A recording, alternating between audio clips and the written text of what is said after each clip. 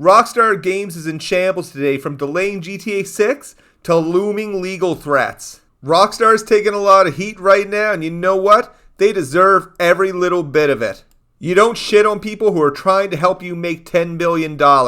They've become a parody of themselves. And I think they deserve every bit of criticism for it, but I'd love to know your thoughts in the comments below, and drop a like in this video if you find it informative. Have you ever been beaten by a wet spaghetti noodle by your girlfriend because she has a twin sister and you got confused and fucked her dad? Well, that's how it feels to drive a Ford F-250. We're going to go over what's going on with the GTA 6 delay, as well as the crazy union busting news coming out of Rockstar. And after spending some time looking into this, these two things could have some relation.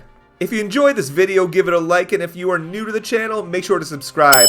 I cover a wide range of things around the gaming space, Rockstar games, crowdfunding scammers, all sorts of stuff. But let's look at all this wild stuff that's transpired. In truly expected news, GTA 6 has been delayed till November 19th, 2026. Now, this is not unexpected, as something similar happened to Red Dead Redemption 2. It also had 2 delays. Now, this delay is also marred by some other significant controversy. Now, on October 30th, Rockstar Games allegedly fired over 30 employees for union activity. Now, that's what the union says. Rockstar says it terminated those employees for leaking confidential information in a Discord. Now, I have trouble believing the whole leaking confidential information in the Discord piece, just because, well, where's this confidential information that's been leaked? And all signs seem to point to major union busting at Rockstar. These were the scenes today from Rockstar North and Take-Two's offices in Scotland. Stand up for workers' rights! Say sorry! Be nice! Stand up for workers' rights! Union busting!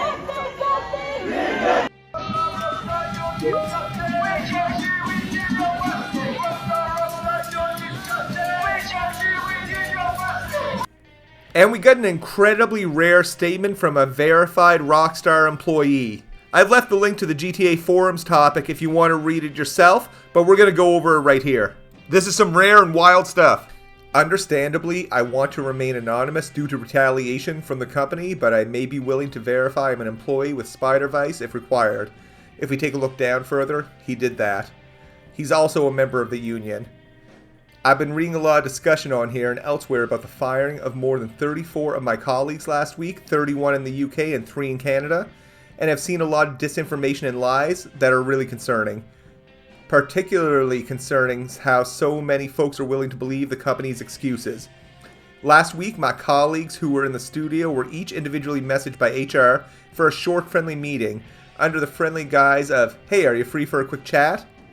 Upon attending the meeting, they were handed an envelope with a short letter stating that their employment had been terminated for gross misconduct regarding posts made in Discord. They failed to provide any evidence when asked, nor was any stated in the letter, and did not divulge any other information or reasoning, and no other reason.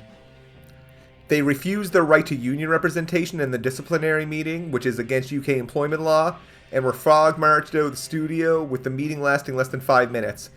For colleagues who were not in the studio that day, they received a phone call from HR that lasted less than 2 minutes, telling them that they were fired. They received the same letter as above.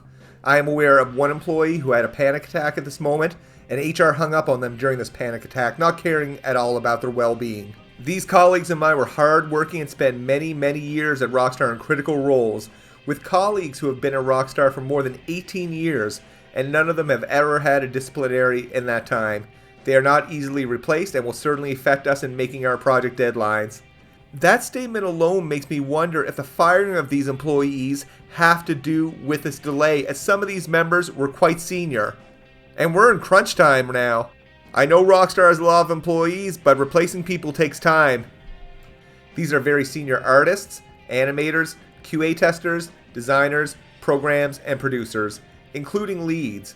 All super talented people who were proud of their work over multiple Rockstar titles, and all they wanted was the best for Rockstar and their fellow colleagues. Some of these members were off sick, recovering from surgery, or on paternity leave, fired without pay, losing their careers and putting them into the hardship in the lead up to Christmas, and even potentially losing their visas to work in the UK. Let me make this clear, I never saw any discussions leaking of Rockstar projects in the union Discord. The only ever discussion was around the unionization efforts and the working conditions at Rockstar. The Discord wasn't public. It was a private Discord group that only contained Rockstar employees and the IWGB union officials. This was union busting and nothing else. Everyone fired was a union member. They were also predominantly from those who were on the union organizing committees of each UK studio. Just 1 week before, the union had reached 200 members, taking us over the 10% threshold required to seek recognition and begin engaging in collective bargaining, allowing us to negotiate directly with management on the key issues that affect us: worsening crunch, inadequate pay, and inflexible working arrangements. They have fired over 34 of us now.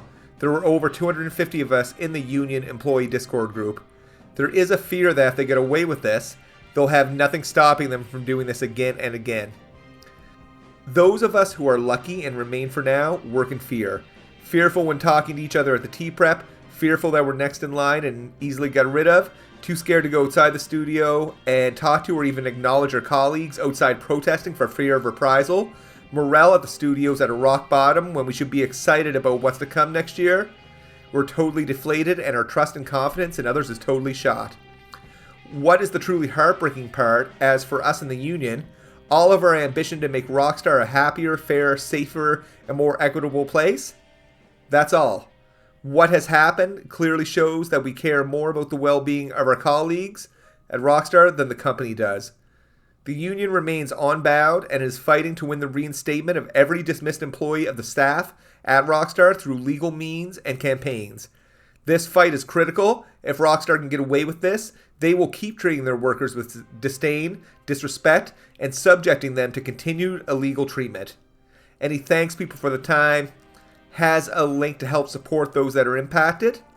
Based on what we know about Rockstar and Take-Two, they're incredibly litigious. And Rockstar does have a really rough history of mistreating its employees, to a lot of crazy crunch conditions, from one of the leads being really pervy to another dude. Working conditions, they asked everyone to work in the studio 5 days a week. That's fine, that's their prerogative. But to give the reason of helping to make the game get released in 2025, and it's now releasing at the end of 2026, sounds a little disingenuous. The fact is, we really don't know what's going on. We're hearing perspectives from employees. We're hearing perspectives from Rockstar itself. I tend not to believe the large corporation, especially when you weigh it up with all the other things that we know. That said, the story's developing, and I hope we'll know more soon. My thoughts on unions are, I don't think every company needs a union. However, I think the specter of a union hanging around isn't a bad thing, and it keeps good employers honest. Workers have rights and there's laws to follow. As a Rockstar fan, I got a lot of disappointment now. I think a lot of people, me included, thought Rockstar really cleaned up its act after the whole Red Dead Redemption 2 fiasco around the working conditions. When Dan Houser was like, yeah, we're working like 10, 12, 14, 16, I don't know how many hour days he mentioned, but a lot of hours, and it raised a lot of eyebrows. And the company seemed to enact some meaningful change. That said, if you've watched my content over the years, you know Rockstar is not the company that I and lots of others grew up loving. From the first GTA, to the Warriors, to Bully, to Max Payne 3, everything in between. Now what we got is a shell of a company trying to get as much money from you as possible. And just this week, Rockstar announced that now with the GTA Plus subscription, you can get access to GTA Online for free. I personally see this as some foreshadowing of some awful greed that may actually blow up in their face. Don't get me wrong, GTA 6 is going to destroy sales records. On the first day, the first week, the first month, the first year, but what will it look like after that? Will it have the legs of GTA 5? Now, a lot of GTA 5's legs did come from its massively successful online mode that they did not expect to be as successful as it was. Are they going to be able to replicate that for GTA 6? That's a tall order to accomplish if you can't retain top people. If some of the visionaries are gone, like the Dan Housers of the world. You know, I think it's a fair guess to say that they're going to likely charge people for a GTA Plus subscription on top of owning the game to even play the new GTA Online. Either way, love to know your thoughts in the comments. Let's chat. Have a good one. Be safe out there.